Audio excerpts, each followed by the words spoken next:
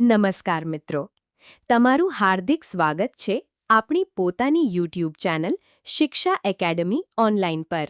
અહીં આપણે પરીક્ષામાં ઉપયોગી નિબંધો, પત્રલેખન, ચર્ચાપત્ર, ભાષણ તેમજ શિક્ષણ સંબંધિત મહત્વપૂર્ણ વિષયો સરળ ભાષામાં શીખીએ છીએ.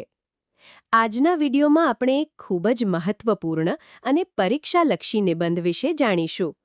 નવી શિક્ષણ નીતિ અને મહાત્મા ગાંધીનું શિક્ષણ દર્શન.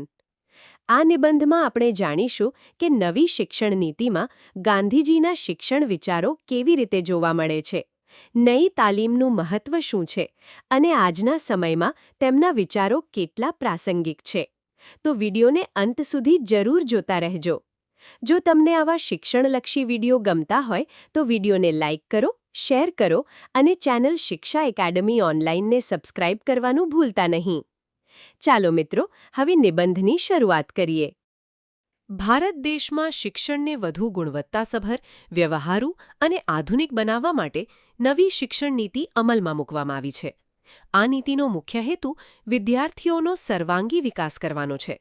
આજના સમયમાં માત્ર પુસ્તક જ્ઞાન પૂરતું માનવામાં આવતું નથી, પરંતુ વિદ્યાર્થીમાં સર્જનાત્મકતા, કૌશલ્ય, નૈતિક મૂલ્યો અને આત્મવિશ્વાસનો વિકાસ કરવો પણ જરૂરી બની ગયો છે. નવી શિક્ષણ નીતિમાં માતૃભાષામાં શિક્ષણ, કૌશલ્ય આધારિત અભ્યાસ, પ્રાયોગિક શિક્ષણ અને જીવન મૂલ્યો પર વિશેષ ભાર મૂકવામાં આવ્યો છે. આ તમામ બાબતો ગાંધીજીના શિક્ષણ વિચારો સાથે ખૂબ જ નજીકથી સંબંધિત છે. ગાંધીજીએ શિક્ષણને માત્ર નોકરી મેળવવાનું સાધન નહીં, પરંતુ વ્યક્તિના ચારિત્ર અને જીવન ઘડતરનું શક્તિશાળી માધ્યમ ગણાવ્યું હતું.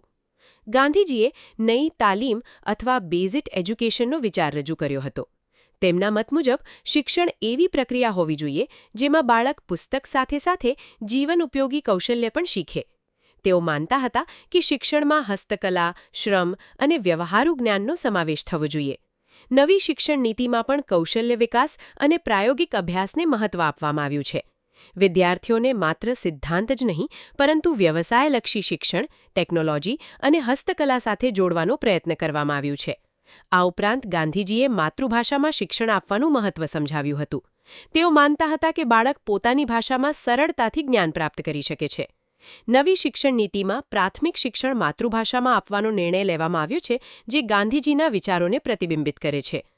આજના સમયમાં શિક્ષણ ક્ષેત્રે અનેક પડકારો જોવા મળે છે.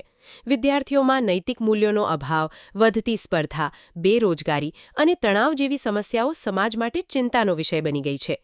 આવા સમયમાં ગાંધીજીના શિક્ષણ વિચારો ખૂબ જ ઉપયોગી સાબિત થાય છે. ગાંધીજીએ શિક્ષણ દ્વારા સત્ય, અહિંસા, શિસ્ત અને માનવતાના મૂલ્યો વિકસાવવાનો ભાર મૂક્યો હતો. નવી શિક્ષણ નીતિમાં પણ વિદ્યાર્થીઓના માનસિક અને નૈતિક વિકાસ પર ધ્યાન કેન્દ્રિત કરવામાં આવ્યું છે. રમતગમત, કલા, સંગીત અને અન્ય સહશૈક્ષણિક પ્રવૃત્તિઓને પણ શિક્ષણનો મહત્વપૂર્ણ ભાગ બનાવવામાં આવ્યો છે, જેથી વિદ્યાર્થીનો સર્વાંગી વિકાસ થઈ શકે. આ રીતે નવી શિક્ષણ નીતિ અને ગાંધીજીના શિક્ષણ વિચારો વચ્ચે ઘનિષ્ઠ સમાનતા જોવા મળે છે. બંનેનો મુખ્ય હેતુ એવું શિક્ષણ પ્રદાન કરવાનો છે જે વિદ્યાર્થીને આત્મનિર્ભર, જવાબદાર અને સારા નાગરિક તરીકે વિકસાવે. આજના આધુનિક યુગમાં ટેકનોલોજી અને વૈજ્ઞાનિક વિકાસ સાથે માનવ મૂલ્યોનું જતન કરવું પણ એટલું જ જરૂરી છે. તેથી ગાંધીજીના શિક્ષણ વિચારો આજના સમયમાં પણ ખૂબ જ પ્રાસંગિક અને માર્ગદર્શક છે. નવી શિક્ષણ નીતિ દ્વારા તેમના વિચારોને આધુનિક સ્વરૂપમાં અમલમાં મૂકવાનો પ્રયત્ન કરવામાં આવ્યો છે, જે દેશના શિક્ષણ વિકાસ માટે એક સકારાત્મક પગલું ગણાવી શકાય.